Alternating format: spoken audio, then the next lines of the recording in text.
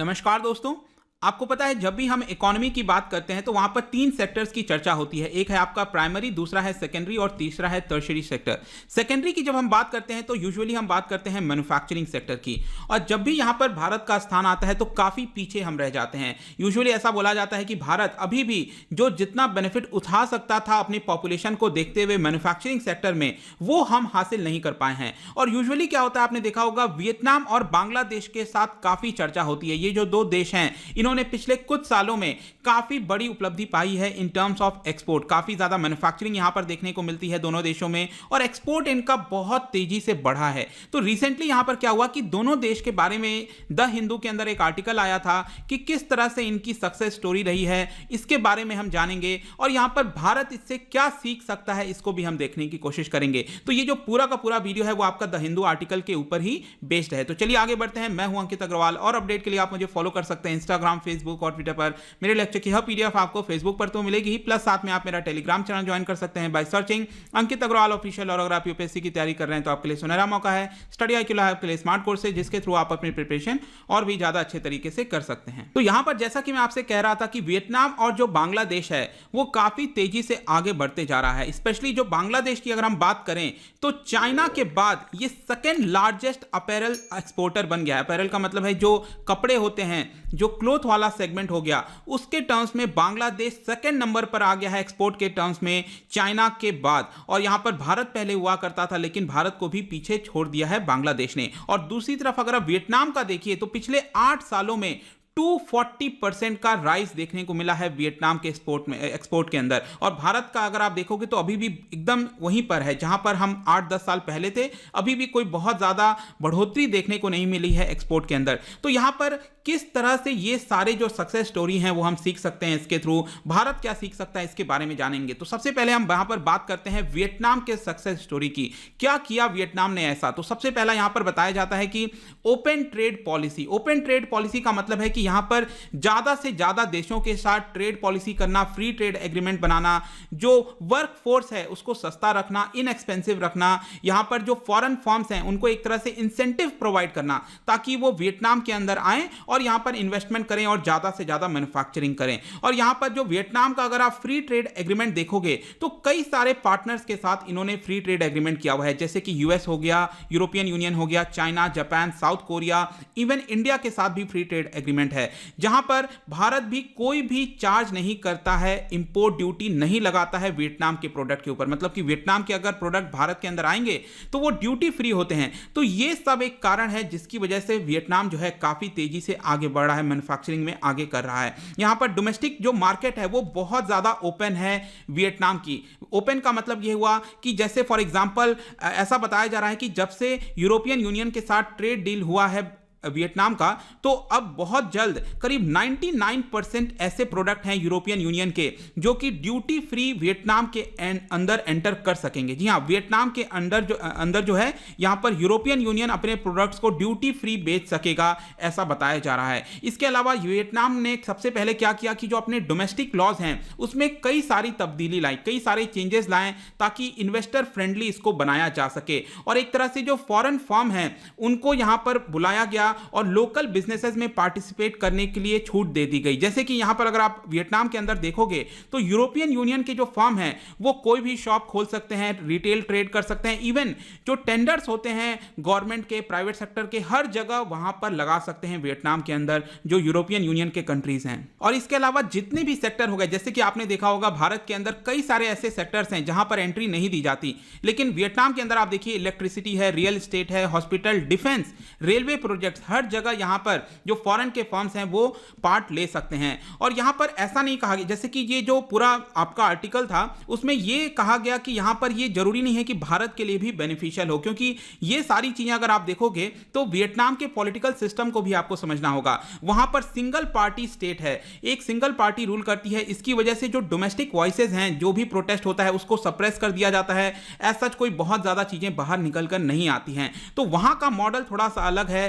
भारत जरूरी नहीं है कि ये सेम चीज सुटेबल हो, क्योंकि हमारे को प्रोटेक्शन नहीं मिलेगा और मे भी हो सकता है कि जो लोकल प्रोड्यूसर्स हैं, फार्मर्स हैं, उनको काफी ज्यादा नुकसान पहुंच सकता है। ऐसा यहां पर एडिटर का कहना था जिन्होंने ये आर्टिकल लिखा है। इसके अलावा यहां पर एक्सपोर्ट के बारे में भी बताया गया कि किस तरह से वियतनाम ने ये जो पॉलिसीज अपनाई हैं इसकी वजह से लगातार उनके एक्सपोर्ट बढ़ते रहे हैं। और यहां पर जो बड़े ग्लोबल ब्रांड्स हैं, Samsung, Canon, Foxconn, H&M, Nike, Adidas, IKEA, जो फर्नीचर कंपनी है, ये सभी ने अपनी मैन्युफैक्चरिंग यूनिट्स वियतनाम के अंदर खोली है। और पिछले साल अगर आप देखोगे तो $16 बिलियन का इन्वेस्टमेंट ये छोटे से देश में हुआ है। यहां पर आपको भारत के टर्म्स में, एब्सोल्यूट टर्म्स में कंपेयर नहीं करना है, क्योंकि भारत ऑब्वियस सी बात है बहुत बड़ा देश है वियतनाम के मुकाबले। तो वियतनाम में अगर $16 बिलियन भी आता है तो ये बहुत बड़ी बात हो जाती है। और यहां पर वियतनाम का एक्सपोर्ट अगर आप देखिए तो पिछले 9 सालों से आप देख सकते हैं 3 से 4 गुना बढ़ा है। जी हां, $83 बिलियन हुआ करता था एक्सपोर्ट वियतनाम का 2010 में, और 2019 में आप देखिए $279 बिलियन, जो कि एक बहुत बड़ा नंबर है। भारत ने जो इंप्रूवमेंट है वो मुश्किल से 30 से 40% का किया है, लेकिन वियतनाम यहां पर 3 गुना 4 गुना इंप्रूवमेंट कर रहा है। वहीं दूसरी तरफ अगर हम बांग्लादेश की बात करें तो बांग्लादेश के भी अगर आप देखोगे तो जो मेन एक्सपोर्टर है बांग्लादेश के लिए, मतलब कि जो एक्सपोर्ट करता है बांग्लादेश, वो करता है मेनली यूरोपियन यूनियन को और यूएस को करता है, जिसकी वजह से जो उसका एक्सपोर्ट है वो लगातार बढ़ते जा रहा है। और मैंने आपको ऑलरेडी बताया जो अपैरल सेक्टर है, जो क्लोथ वाला मार्केट है, सेक्टर है, वहां पर ही ये मेनली टिका हुआ है। यूरोपियन यूनियन बेसिकली जो लीस्ट डेवलप्ड कंट्रीज होती हैं उनको ड्यूटी फ्री अलाउ करता है, मतलब कि बांग्लादेश जो है अपने जो भी प्रोडक्ट्स को एक्सपोर्ट करता है यूरोपियन यूनियन के अंदर वो ड्यूटी फ्री कर सकता है। लेकिन आपको पता होना चाहिए कि जो पर कैपिटा इनकम है बांग्लादेश की वो यहां पर लगातार बढ़ते जा रही है, और ये जो फायदा उठाता है बांग्लादेश लीस्ट डेवलप कंट्रीज का वो बहुत ज्यादा दिन तक नहीं रहने वाला। अगले 3-4 सालों में ये जो लीस्ट डेवलप कंट्री का स्टेटस है वो बांग्लादेश से ले लिया जाएगा, और जो ड्यूटी फ्री एक्सपोर्ट करता था बांग्लादेश वो शायद अब नहीं कर पाएगा। अब इसी चीज को देखते हुए अब देखिए यहां पर बांग्लादेश ने क्या किया, वो अपने जो एक्सपोर्ट है उसको डाइवर्सिफाई करने की कोशिश कर रहा है, क्योंकि अभी मेनली जो एक्सपोर्ट किया जाता है वो कपड़े का किया जाता है, अपैरल सेक्टर में किया जाता है। लेकिन अब यहां पर वो जो डाइवर्सिफाई करने की कोशिश कर रहा है, ज्यादा से ज्यादा अलग प्रोडक्ट्स बनाने की कोशिश कर रहा है ताकि उसके भी मार्केट वो खोज सके, ताकि आगे चलकर जब इससे ये स्टेटस लिया जाएगा तो उसको बहुत ज्यादा चोट ना पहुंचे। इनफैक्ट भारत भी क्या करता है कि बांग्लादेश को ड्यूटी फ्री अलाउ करता है। बांग्लादेश जो भी प्रोडक्ट भेजता है भारत के अंदर, अल्कोहल और टोबैको के अलावा, वो ड्यूटी फ्री भारत के अंदर आता है। तो यहां पर ओवरऑल हम कह सकते हैं कि वियतनाम और बांग्लादेश ने काफी तेजी से ट्रेड की वजह से, बेसिकली एक्सपोर्ट और ट्रेड की वजह से अपने देश के अंदर वेल्थ को क्रिएट किया है। इसकी वजह से एम्प्लॉयमेंट जनरेशन हुआ है, और जब भी इस तरह की जीडीपी बढ़ती है, एम्प्लॉयमेंट जनरेशन होता है, वेल्थ क्रिएशन होता है, उस वजह से वहां पर देश के अंदर जो रह रहे लोग हैं, नागरिक हैं बिलो पॉवर्टी लाइन, वो बाहर निकल कर आते हैं। पिछले 2 दशक में जो मिलियंस ऑफ पुअर पीपल हैं वो पॉवर्टी लाइन के ऊपर आए हैं, स्पेशली बिकॉज ऑफ ट्रेड। तो यहां पर भारत को क्या करना चाहिए, भारत को इससे क्या सीखना चाहिए? तो यहां पर जो एडिटर हैं जिन्होंने ये पूरा एडिटोरियल लिखा था, उन्होंने ये चीज बताया कि सबसे पहले तो हमें लार्ज फर्म को सपोर्ट करना चाहिए। जितनी बड़ी इंडस्ट्री होगी उतना ज्यादा यहां पर बेनिफिट होगा, क्योंकि आपको समझना है, अगर सपोज मैं कहता हूं एक बड़ी इंडस्ट्री है यहां पर और यहां पर 10 छोटे छोटे इंडस्ट्रीज हैं, तो क्या होता है कि सपोज आपको यूरोपियन यूनियन के अंदर कोई प्रोडक्ट को भेजना है, तो वो प्रोडक्ट बेचने के लिए हमें प्रॉपर क्वालिटी होनी चाहिए, प्रॉपर मार्केटिंग होनी चाहिए, अलग अलग रिक्वायरमेंट्स को डील करना पड़ता है। तो यहां पर ये जो छोटे छोटे इंडस्ट्रीज हैं 10, वो इस तरह की क्वालिटी प्रोडक्ट्स नहीं बना सकते, क्योंकि वो लार्ज स्केल पर काम नहीं कर रहे हैं। लेकिन दूसरी तरफ अगर हम 2, 4, 5, 7, 10 इतने बड़े बड़े अगर इंडस्ट्रीज बना देते हैं तो उनके अंदर कैपेसिटी आ जाती है, स्केल आ जाती है उतने बड़े और उतने अच्छे क्वालिटी के प्रोडक्ट्स को मैन्युफैक्चर करने के लिए। तो सबसे पहले बात हमें यह करना है कि यहां पर जो बड़े फर्म्स हैं उनको सपोर्ट करने की आवश्यकता है। जो छोटे छोटे फर्म्स हैं उनको एक तरह से अगर हम अभी से सपोर्ट करेंगे वो तो धीरे धीरे करके वो बड़े बन सकते हैं। तो छोटे फर्म्स को हमें बड़े बनाने की आवश्यकता है। अब इसी चीज को लेकर इकोनॉमिक सर्वे में भी ये चीज पहले बोला गया था 2019 के, कि यहां पर हमारा यूजुअली क्या होता है कि हम छोटे फर्म्स को बहुत ज्यादा सपोर्ट करते रहते हैं अनलिमिटेड पीरियड ऑफ टाइम के लिए। आपने अक्सर एमएसएमई के बारे में सुना होगा। तो इसलिए क्या होता है कि ज्यादातर फर्म जो हैं वो बड़ा नहीं होना चाहते, क्योंकि उनको लगता है कि अगर वो एमएसएमई के कैटेगरी में रहेंगे तो उनको हमेशा बेनिफिट मिलता रहेगा। अगर वो लार्ज फर्म के कैटेगरी में आ गए तो वो जो बेनिफिट है वो उनसे चला जाएगा। तो हमारे देश में यही होता है कि एक जो बिजनेसमैन है वो 3 4 5 तरह के एमएसएमई क्रिएट कर देता है, अलग अलग छोटे छोटे बिजनेस बना देता है अलग अलग नाम से। वो बड़ा फर्म नहीं क्रिएट करना चाहता क्योंकि उसको पता है कि वो बेनिफिट नहीं रहेगा। तो ये सारी चीजों पर हमें अंकुश लगाने की आवश्यकता है। इकोनॉमिक सर्वे में बोला गया था कि यहां पर हम इसको लिमिट कर सकते हैं कि 5 साल तक ही बेनिफिट मिलेगा, उससे ज्यादा आपको बेनिफिट नहीं मिल सकता, एक पैन नंबर पर इतना ही बेनिफिट मिलेगा। तो इस तरह की चीजें लानी चाहिए, बड़े फर्म्स क्रिएट करने की कोशिश करनी चाहिए। इसके अलावा यहां पर वियतनाम ने बहुत सारे डोमेस्टिक रूल्स में चेंजेस किए हैं ताकि इन्वेस्टर फ्रेंडली बनाया जा सके। तो इसके ऊपर भी हमें फोकस करने की आवश्यकता है। ऑल्दो अगर आप देखोगे तो वियतनाम की एक कमी है, वो ये है कि उसका जो एक्सपोर्ट है वो मेनली 5 सेक्टर पर निर्धारित है, ठीक है। लेकिन भारत की एक अच्छी बात यह है कि हमारा जो एक्सपोर्ट है वो डाइवर्सिफाइड है, जो कि एक अच्छी बात है। डाइवर्सिफाई होना चाहिए क्योंकि अगर आप सपोज बांग्लादेश का एग्जांपल लीजिए, ये सिर्फ कपड़े की एक्सपोर्ट करते हैं। अगर सपोज कल के डेट में पूरे विश्व के इकोनॉमी में जो अपैरल का इंडस्ट्री है उस पर इंपैक्ट आता है तो ओवरऑल पूरे बांग्लादेश के ऊपर इंपैक्ट आएगा। तो हमारे जो एक्सपोर्ट्स होते हैं उसको डाइवर्सिफाई करना एक अच्छी बात है। ज्यादातर आप बड़े देश देखोगे जैसे चाइना हो गया, उसका इकोनॉमिक कॉम्प्लेक्सिटी इंडेक्स में जो रैंकिंग है वो 32 है, भारत की रैंकिंग 43 है। वियतनाम आप देख सकते हो 79 है, बांग्लादेश 127, क्योंकि बांग्लादेश सिर्फ एक ही चीज के ऊपर डिपेंडेंट है।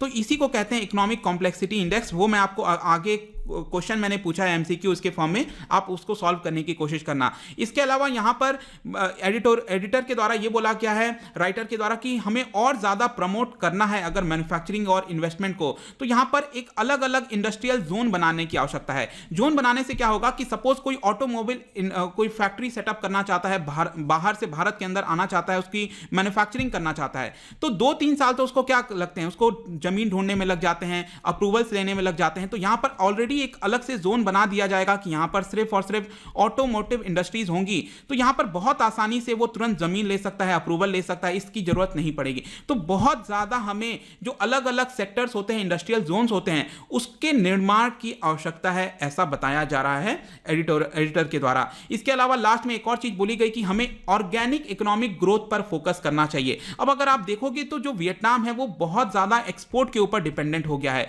इसको हम कहते हैं एक्सपोर्ट टू जीडीपी रेशियो उसका 107 है, जो कि बहुत ज्यादा होता है। मतलब कि अगर कोई भी देश एक्सपोर्ट के ऊपर सिर्फ डिपेंडेंट रहेगा, इसका मतलब क्या हुआ कि कल के डेट में अगर मंदी आती है पूरे विश्व के अंदर तो उसका इंपैक्ट डायरेक्टली वियतनाम की इकोनॉमी के ऊपर आएगा। लेकिन अगर हम काफी हद तक अपनी इकोनॉमी को आत्मनिर्भर बनाएंगे, एक तरह से डोमेस्टिक के ऊपर थोड़ा डिपेंडेंट अच्छा रखेंगे, तो बहुत ज्यादा वल्नरेबिलिटी नहीं रहेगी। और इसी को कहते हैं एक्सपोर्ट टू जीडीपी रेशियो। ज्यादातर जो बड़े देश हैं उनके एक्सपोर्ट टू जीडीपी रेशियो आपको कम मिलेगा। ये वियतनाम का 107% है, भारत का मुश्किल से 18% के आसपास है, चाइना का भी 20% के आसपास है।